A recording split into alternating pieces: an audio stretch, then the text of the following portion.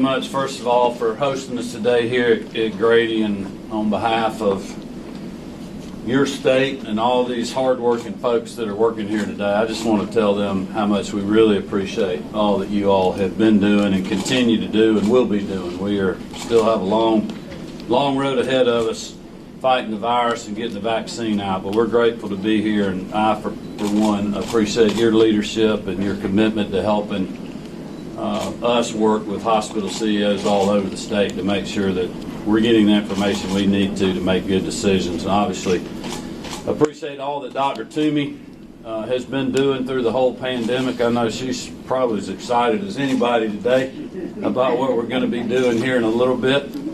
So I know that, again, I just speak for myself, Dr. Toomey, and our whole team, that we're just grateful for all these folks that are on the front lines of the healthcare fight against COVID-19, and I know we cannot say that enough. But we're also very excited to be here today to roll out the vaccine here in Atlanta and continue to do that throughout the state. And I think you'd be, as I said, hard-pressed to find someone as excited as Dr. Toomey is today. So hopefully we can keep her under control during the vaccine inoculation. But since our fight with COVID-19 began really incredibly over 9 months ago, the people of Georgia have certainly felt the effects of a once-in-a-century global pandemic and health crisis. And while kids and teachers adapted to a changing educational landscape, parents, business owners, hospitality workers, farmers, and many others came to grips with the harsh economic realities brought on by this pandemic, and that includes the hospitals as well. And while our measured approach to reopening, fighting for people and their paychecks, put Georgia in a position to lead the nation in the economic recovery, I know the effects and the threat of the virus have still weighed heavy on so many in our state. This sobering reality has been no more evident than in our hospitals and what these folks have been dealing with literally every day. For months on end, countless doctors, nurses, healthcare staff, they all have made an incredible sacrifice on behalf of their fellow Georgians. Many have and continue to work very long hours away from their families and have taken on much more than they probably thought was possible when they chose this profession. And if you haven't heard it enough today, I want to generally say thank you to all of you on behalf of Dr. Toomey and our whole team. We are grateful, and that goes for everyone across this state who are on the front lines of the fight and will continue to be. I also, again, want to thank great leaders like John and his team here at Grady. They have been invaluable to our fight.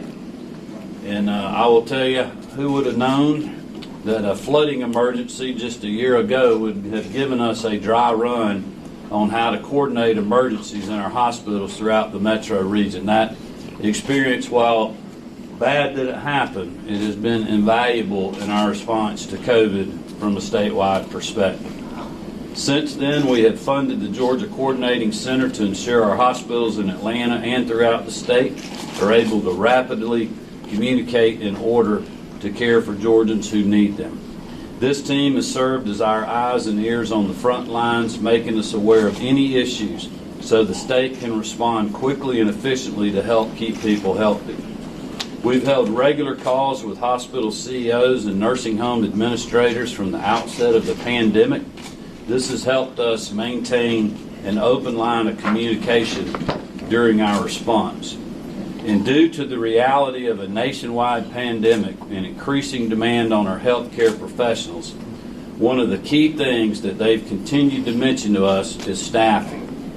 To date, I can tell you the state has done everything in its power to support our hospitals on this front, with plans to have spent $250 million in CARES funds on the augmented staffing by the end of 2020. And today I have some very exciting news to share.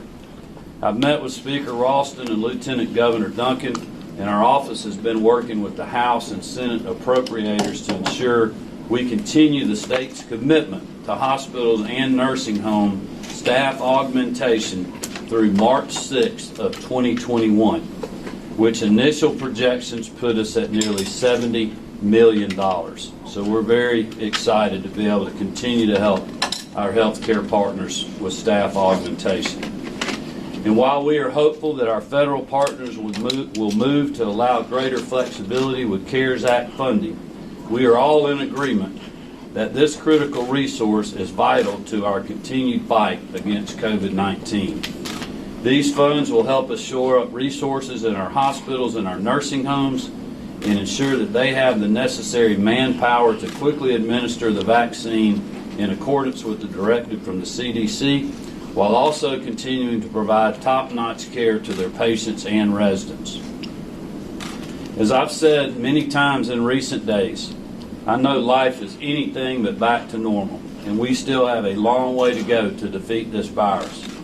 But make no mistake, thanks to the incredible work done by the Trump administration, Operation Warp Speed, and partners in the private sector, we now have hope on the horizon.